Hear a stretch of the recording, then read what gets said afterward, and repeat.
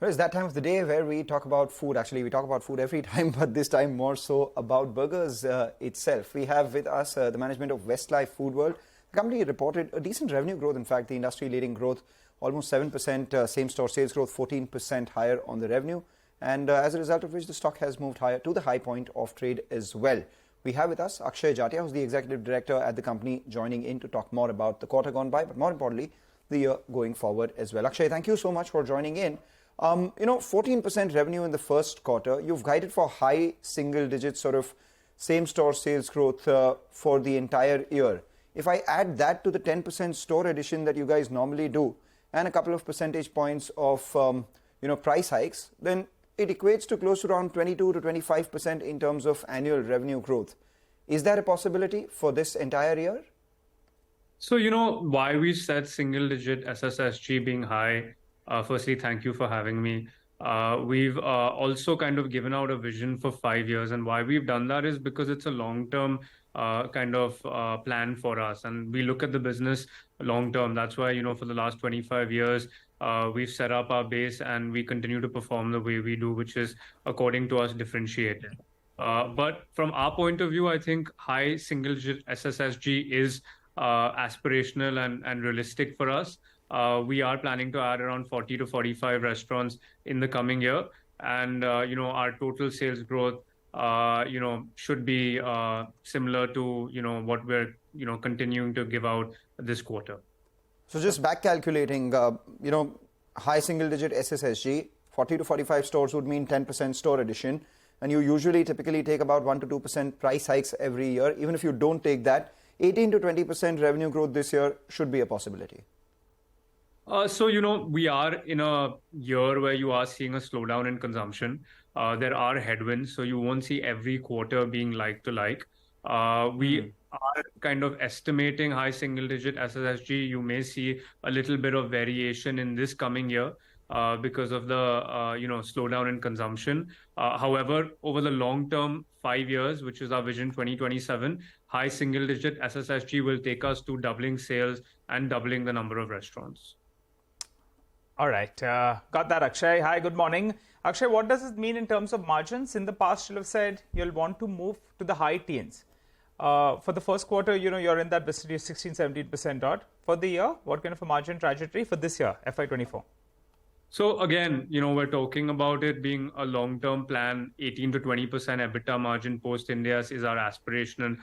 This quarter, despite everyone continuing to talk about inflation, we delivered a 235 basis points improvement in gross margin, and our EBITDA margin, remained similar to what we delivered last year on a, higher cost base of G&A. So I think that 18 to 20% over the next 5 years is realistic. For the coming year, you'll see us, deliver quarter on quarter.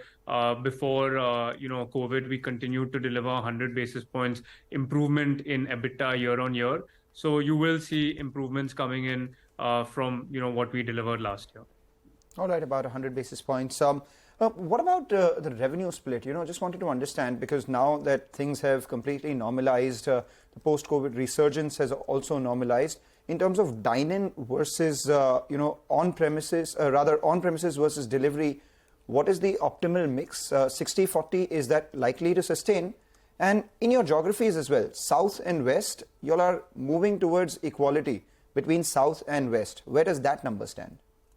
So, we look at it a little differently. For us, it's about growing the whole pie. And I think the percentage of what's off-premise and what's on-premise doesn't really matter to us as long as we're growing the whole pie. So this quarter, we delivered, double-digit growth on-premise. You saw a lot of healthy, walk-ins. You saw a lot of people coming back to the restaurants. And that actually is very encouraging for us because it signifies strong health of the business. Secondly, you have seen that off-premise continue to grow on a very high base.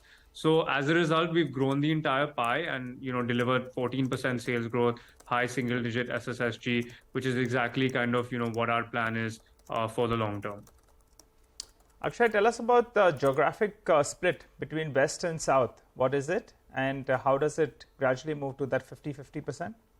So, we have maintained our market leadership across our regions. We are very strong in the West. For example, we started out our journey in Mumbai. So, we're undisputed market leaders in Mumbai. However, in the South, we've been kind of slower in terms of penetration. It's because, it's a different market. Customer needs are different. But because of the way we've captured customer insights and delivered in terms of, product market fit and brand relevance, the South has really turned around, whether it's our average unit volume, our brand scores, our great tasting chicken scores. And as a result, in our vision plan, we spoke about opening 50 to 60% of our new stores in the South of this base of another 250, 300 that we're going to add. Right. What about McCafe? Because, that's one growth driver for you.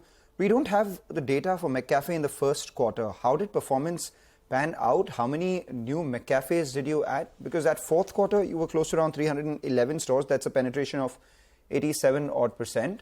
And you expect 15 to 18% sort of contribution coming in from here by FY27. Could you give us a sense of where it stands right now, how it performed in the first quarter so far? So in our vision plan, we did break out that we're closer to around, 12 to 13% in terms of overall contribution of McCafe. Now, bear in mind, like you said, penetration is not 100%.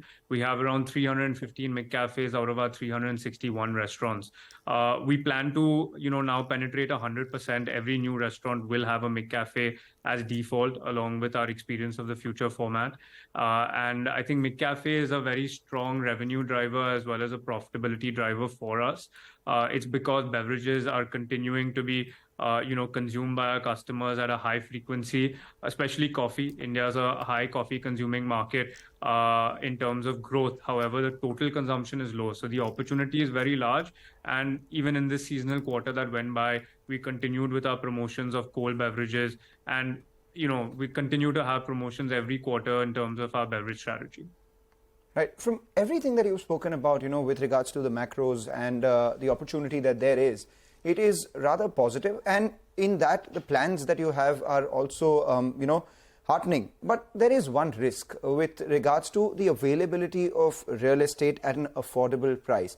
How do you approach this sort of 40, 45 stores expanding every year, going all the way up to, the 580 to 630 numbers that you're talking about by 2027? Is there a risk of real estate supply slowing down the growth path that you're on? So luckily, McDonald's does real estate better than most people. And actually, we've been doing this across the world. So we have a lot of learnings. Number one. Number two, we have a pipeline that we've already identified a few years ago. So we do a gap analysis and we already have a pipeline of restaurants that will kind of meet our target for the next 5 years. It's about conversion. Our lead times are a little longer. However, we have a very strong team, led by tenured individuals who continue to use the data to find the right locations, which we call 1000% locations, and open our restaurants with the terms that we always stand for, which is 20, 25 years minimum, strong kind of commercial deals. And we remain on track to open 40 to 45 this year, as well as with our Vision 2027 plan. Okay. All right, Akshay. Thanks so much for stopping by and giving us all of those details. Wish you well going ahead. Well, time to slip into a short break. Come back. We continue to focus on markets and stock-specific action. Stay with us.